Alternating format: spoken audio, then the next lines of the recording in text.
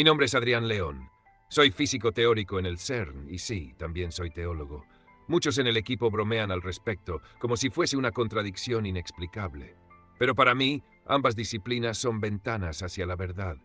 La ciencia y la fe siempre me han parecido hermanas, dos modos de entender el misterio que esconde el universo.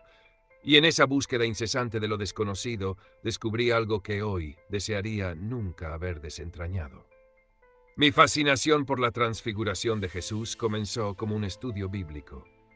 El pasaje de Mateo 17:1-3 siempre me resultó enigmático. Su rostro resplandeció como el sol y sus vestidos se hicieron blancos como la luz. Desde una perspectiva teológica, este evento era una manifestación de la divinidad de Cristo.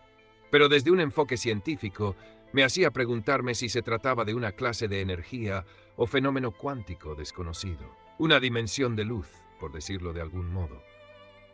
¿Podría reproducirse? Esa pregunta me obsesionó hasta que decidí intentar responderla. Logré convencer a un pequeño equipo para que me apoyara en un experimento que definimos como privado, fuera de los proyectos oficiales. Los persuadí explicando que el objetivo era explorar los límites de la energía lumínica en un entorno controlado, midiendo los efectos cuánticos de alta frecuencia sobre partículas de luz. Pero para mí era más que eso. Quería ver si podíamos rozar ese estado, el estado de la transfiguración, y tal vez por un instante conectar con una dimensión que Jesús reveló hace siglos en esa montaña. El día del experimento nos encontramos en una sala de pruebas, rodeados de maquinaria de última tecnología y un generador de energía diseñado para manipular partículas a un nivel extremadamente sutil. Cuando todo estuvo listo, mi colega y amigo Marcus, siempre escéptico pero curioso, me miró con una sonrisa nerviosa. «Adrián, ¿crees que realmente encontraremos algo ahí dentro?», preguntó ajustando sus gafas. «No lo sé, Marcus», respondí intentando sonar seguro de mí mismo, «pero si hay algo, hoy será el día en que lo descubramos». Iniciamos el experimento. Activamos los campos magnéticos, modulando las partículas para alcanzar un nivel de energía lumínica extremo. Al principio no ocurrió nada. Todos observábamos en silencio, expectantes. Pero de pronto una luz comenzó a emerger en el centro de la sala, como una burbuja que pulsaba al ritmo de nuestra respiración. La luz era blanca, pero tenía algo indescriptible. No se parecía a ninguna forma de radiación que conocíamos. Parecía viva, cambiante, como si nos devolviera la mirada desde el otro lado. Fue entonces cuando uno de los asistentes, Sara, dio un paso hacia la luz, casi hipnotizada. «¡Espera, Sara!», exclamé, pero fue tarde. La burbuja luminosa la envolvió y su cuerpo comenzó a resplandecer. Su piel emitía una luz suave, similar a la que describe el pasaje de Mateo. Todos observábamos con asombro y temor. «Sara, ¿cómo te sientes?», le pregunté intentando mantener la calma. Es indescriptible. «Me siento en paz», respondió ella con la voz lejana como si estuviera en trance. «Pero hay algo más aquí». De pronto su expresión cambió. Sus ojos se llenaron de miedo y comenzó a mirar a su alrededor con desesperación. «No están solos», susurró, su voz temblando. «Nos están observando desde la luz». En ese instante algo se hizo tangible en la sala. No lo veía, pero podía sentirlo. Una presencia o varias estaban allí, observándonos de ese resplandor, como si hubiéramos invadido su dominio. «¡Apaguen el generador!», grité, pero los controles no respondían. Mientras el campo de luz crecía, vi sombras dentro de la luminosidad. Rostros, o al menos algo parecido, distorsionados y llenos de furia. Eran entidades, seres de una dimensión que no alcanzábamos a comprender, y estaban atrapados entre la luz y nuestra realidad. Marcus intentaba frenar la energía, pero nada funcionaba. En ese momento comprendí que habíamos roto una barrera que no debíamos cruzar, una dimensión que no estaba destinada a ser tocada por manos humanas. Sentí que el aire se volvía espeso mientras observaba a Sara dar aquel paso fatal hacia la luz. Intenté detenerla, pero fue como si algo la arrastrara. La burbuja de luz la envolvió completamente y vi cómo su cuerpo comenzó a brillar, casi como un sol atrapado en un frágil recipiente de carne y hueso. Fue entonces cuando sus ojos se abrieron de par en par, llenos de un terror indescriptible. Intenté gritarle, llamarla de vuelta, pero su rostro comenzó a desvanecerse en esa luminosidad. Para los demás, simplemente había desaparecido. Para Sara, sin embargo, su viaje acababa de comenzar. Desde el instante en que cruzó el umbral, Sara sintió un vacío helado apoderarse de su ser. como si una garra de hielo le atravesara el pecho. Al abrir los ojos se dio cuenta de que no estaba en la sala del laboratorio. Había sido transportada a un lugar donde la luz no era cálida ni reconfortante. Era una luz opaca, apagada, que parecía emerger desde todas partes y ninguna al mismo tiempo, bañando el paisaje en un resplandor enfermizo. Frente a ella se extendía una tierra devastada, como un páramo infinito donde la vida había sido despojada de cualquier rastro de esperanza. El aire estaba impregnado de un olor acre, como de azufre y cenizas, y cada paso que daba resonaba en un silencio sobrenatural que helaba la sangre. Caminando con cautela, empezó a percibir sombras en la distancia.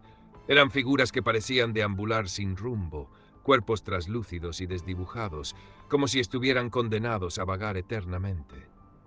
Cuando una de aquellas figuras se acercó, Sara se dio cuenta de que no era humana, al menos no en el sentido convencional. Su rostro era una mezcla de rasgos borrosos, como si se tratara de una máscara distorsionada, con ojos que parecían pozos vacíos. Su boca se abrió en una mueca de angustia y emitió un susurro lastimero que llenó a Sara de pavor. Ayúdame. La figura susurró con una voz que parecía provenir de 1000 gargantas atormentadas. Estoy atrapado. Sara retrocedió, horrorizada, mientras aquel ser se desintegraba en una bruma negra y desaparecía. El miedo comenzaba a paralizarla, pero sentía una fuerza inexplicable empujándola a avanzar. A medida que caminaba, vio cómo otras sombras la observaban desde la penumbra. Algunas parecían desesperadas, pero otras mostraban expresiones de odio y rencor, como si Sara hubiera invadido su territorio prohibido. De pronto, un estruendo resonó en el aire y Sara giró hacia el sonido. Del suelo comenzaron a emerger figuras aún más terroríficas, entidades que parecían haber sido moldeadas por la misma oscuridad. Sus cuerpos eran enormes y grotescos, con formas indefinidas, pero sus rostros mantenían una expresión de satisfacción macabra. Tenían ojos llenos de malevolencia, como brasas ardientes en el abismo de sus rostros. Uno de ellos se acercó a Sara, observándola como un depredador acechando a su presa. Humanos tan curiosos, tan frágiles. Dijo la criatura con una voz grave y burlesca. ¿Creen realmente que pueden cruzar a nuestro mundo sin pagar el precio? Sara intentó retroceder, pero se encontró rodeada. Las entidades se cernían sobre ella, extendiendo sus brazos como garras, sintiendo su miedo. De repente, comenzó a comprender el horror de lo que había sucedido. Había atravesado un límite prohibido, una barrera que Jesucristo había intentado mantener cerrada, un lugar del que él había querido salvar a la humanidad. Sabía que esta dimensión no era un paraíso ni un purgatorio, era un reino oscuro y etéreo, donde los seres perdidos y los espíritus malditos vagaban eternamente, un lugar donde la esperanza era solo una memoria distante. Uno de los espíritus, una figura humana de aspecto marchito y en agonía, se acercó a Sara y le susurró al oído. Él intentó protegeros. Intentó manteneros lejos de este abismo. Pero los humanos siempre quieren más. Sara sintió como un escalofrío le recorría el cuerpo. Miró a su alrededor y comprendió que estaba atrapada en una dimensión donde el odio y la desesperación eran las únicas emociones posibles. Comenzó a gritar, llamando a sus compañeros, pero su voz se ahogaba en la penumbra.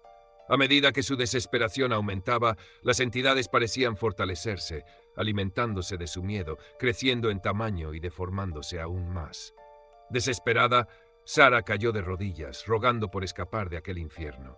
En un último intento de aferrarse a algo familiar, cerró los ojos y susurró una oración, pidiendo perdón por haber cruzado ese límite prohibido.